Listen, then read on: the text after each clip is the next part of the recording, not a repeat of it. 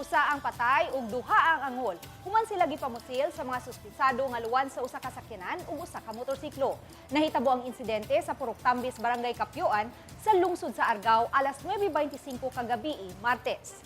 Ang nakalas giila nga sila si alias Rocky, 36 anyos, samtang ang mga nangaangol sila si alias Edsel ug alias Anselmo. Ang tulo pulos mga residente sa maong dapit. Samtang ang ikaupat nila nga kauban wala ra maun sa human nakadagan.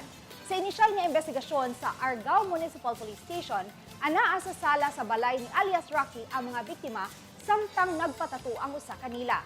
Ang mga suspetsado nga sakay matud pa sa dark gray nga sakyanan ug motorsiklo ni hunong daklin sa kalsada ug gipamusil ang mga biktima. Dead on the spot si alias Rocky. Nagpadayon pa ang investigasyon sa kapulisan sa lungsod sa Argao sa maong panghitabo aron maila ang identity sa mga suspetsado lakip na ang motibo sa krimen.